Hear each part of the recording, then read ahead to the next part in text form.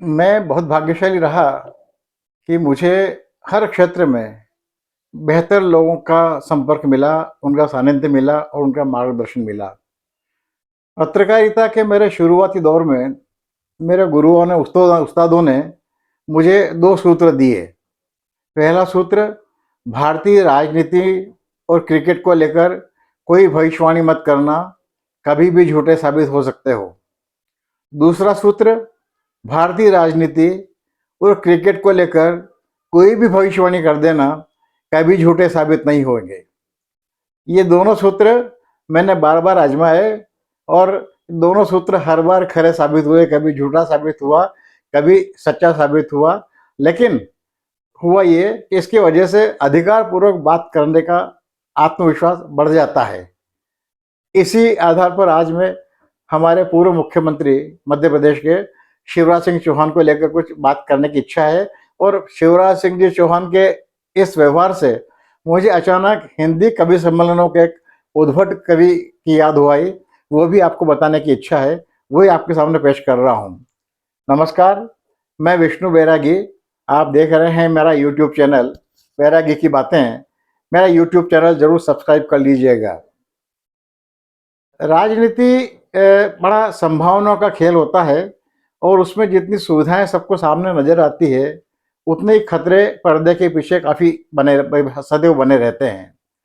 राजनीति की सबसे बड़ी आवश्यकता होती है, आप नजर आते रहें और चर्चा में बने रहें।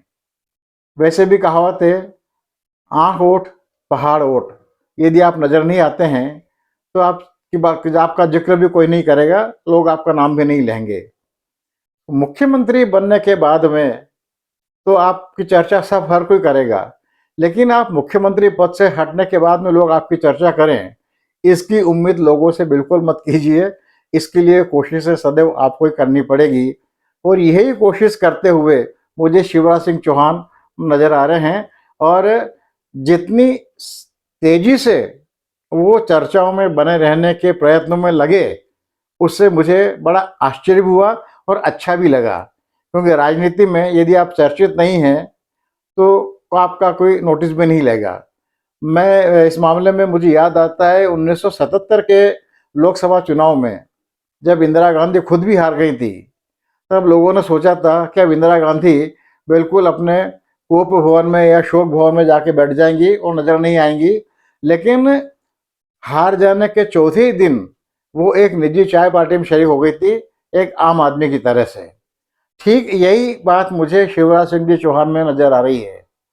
वे मुख्यमंत्री पद से अलग हटते ही एक सामान्य कार्यकर्ता की तरह, सामान्य नागरिक की तरह नजर आ रहे हैं।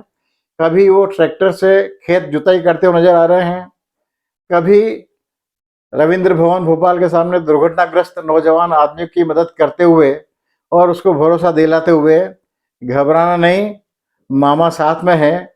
जब ऐसा कह रहे होते हैं तो वो केवल उस घायल नौजवान को नहीं कह रहे होते हैं, वो अपने आला कमान तक को भी सूचना दे रहे होते हैं। बुधनी के एक कार्यकर्ता सम्मेलन में धन्यवाद प्रस्ताव में वो घोषित करते हैं, टाइगर अभी जिंदा है। और कहते हैं, भरोसा दिलाते हैं, केवल बुधनी के लोगों को ही नहीं, वो लगता है बुधनी के लोगों के जरिए पूरे प्रदेश के लोगों को वो संदेश दे रहे हैं, मेरे रहते कोई अनाथ नहीं हो सकता। कभी वो महिलाओं के बीच में नजर आते हैं, महिलाएं रोती हैं, कभी कभी उनके साथ वो खुद भी रोते हुए नजर आते हैं। और महिलाएं जब रोती हुई है तभी उस वक्त नारे लगते हैं, हमारा सीएम वापस लाओ, हमारा सीएम वापस लाओ। और महिलाएं मान लो धिक्कारते हुए किसी को, अनजान अदृश्य व्यक्ति को धिक्कारते हुए कहती हैं, हमारे भाई के साथ धोखा किया है, अच्छा नहीं किया है। कुल मिला के मुझे लग रहा है कि शिवराज सिंह चौहान चुप तो बैठे हुए नहीं, और जब लगता है कि चुप बैठेंगे भी नहीं। क्यों? वैसे उन्होंने साफ साफ कहा है, साफ साफ, यानी किसी को कोई शंका नहीं होनी चाहिए। उन्होंने कहा है कि वो मध्य प्रदेश नहीं छोड़ेंगे, दिल्ली नहीं जाएंगे। दिल्ली अपने मांगने के लिए नहीं जाएंगे, लेकिन हाईकमान बुलाएगा तो दिल्ली जरूर जाएंगे, जैसे आज ही गए हैं दिल्ली, और नड्डा जिन्होंने बुलाया है। और मुझे भी भरोसा है कि उन्हें कोई न कोई नई जिम्मेदारी दे दी जाएगी। लेकिन शिव कुमार जी, शिवराज सिंह जी जिस तरह से सक्रिय हुए, मुझे मुझे हिंदी कवि सम्मेलन मंच के एक बड़े उद्भट कवि याद आ गए। बहुत विकट कवि, बहुत प्रतिभाशाली, आशु कवि, और अखिल भारतीय स्तर पर उनका बहुत बड़ा नाम था। मैं नाम नहीं लूंगा, ब्रज क्षेत्र के थे, उत्तर प्रदेश के। हुआ ये कि उनके व्यवहार से दुखी होके कवि सम्मेलन मंच के कवियों के एक बड़े दल ने ये तय किया कि जहां पर ये कविराज जाएंगे वहां पर हम कविता पाठ नहीं करेंगे। तो उन्होंने देश के विभिन्न आयोजकों को, कवि सम्मेलनों के आयोजकों को संदेश दिया कि यदि आप इन्हें फला फला कवि को बुला रहे हैं तो मेहरबानी करके हमें मत बुलाइएगा, हम इनके साथ कविता पाठ नहीं कर पाएंगे।